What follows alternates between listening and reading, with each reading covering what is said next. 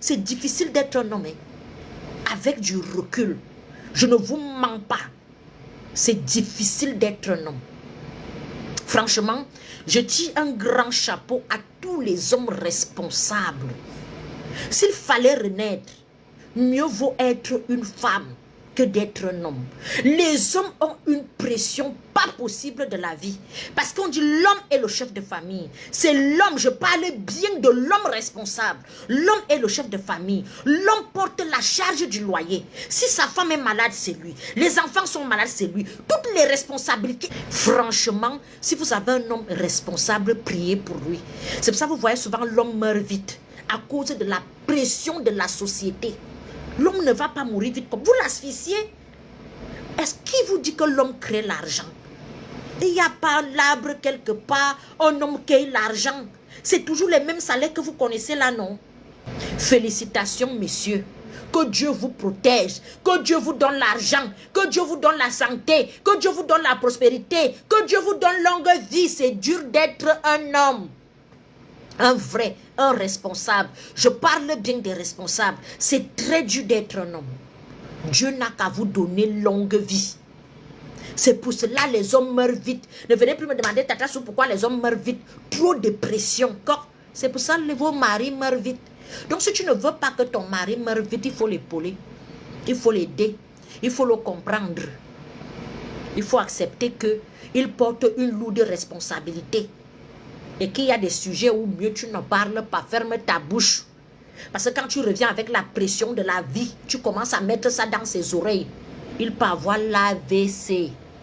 Beaucoup d'hommes meurent d'AVC comme ça là. Et qu'il était jeune, n'avait que 35 ans, il est mort d'AVC. La pression.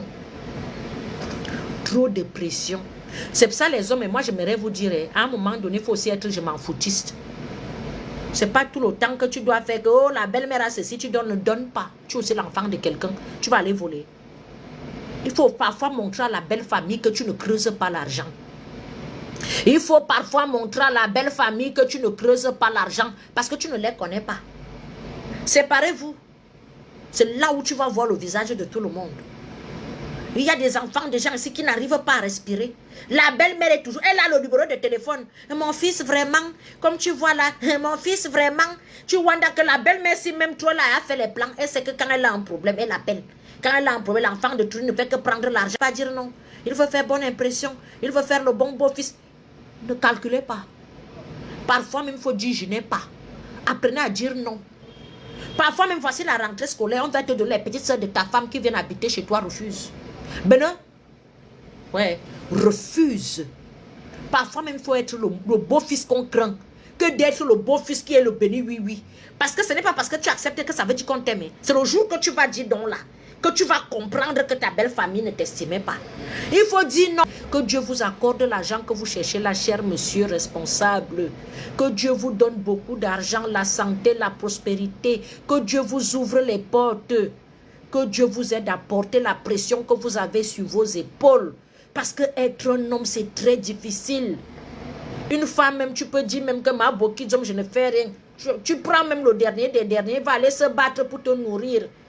L'inverse est souvent parfois très difficile. Dès que la femme travaille seulement 2 jours, une femme gigolo, tu entends seulement qu'une femme que tu as nourrie pendant les années, le jour que tu perds un peu ton emploi, toi aussi tu es là, le temps que tu te cherches, tu entends seulement que ton gigolo de mari est là.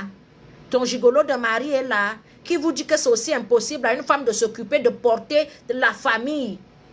Hein? Une femme doit aussi prendre la relève. Quand tu sens qu'il y a les hommes, quand ils rentrent, la tête chauffe. Parfois, tu allèges sa charge, il cherche les femmes dehors. Mais ça prouve qu'il est un homme. Est-ce qu'il doit les péder? Il doit chercher les femmes. Un homme doit chercher les hommes. Tu as même la chance qu'il cherche les femmes. Et pourtant, tu es une femme. Ça veut dire qu'il ne t'a pas assez trouvé. Hein? Imagine, si tu es avec un homme, il cherche l'homme. C'est lui qu'on fait dans les Nyamebi. Toi, tu vas aimer. Donc, occupez-vous de vos hommes. Pour commander les produits, c'est le plus 33 656 81 43 32. J'envoie les colis partout dans le monde entier.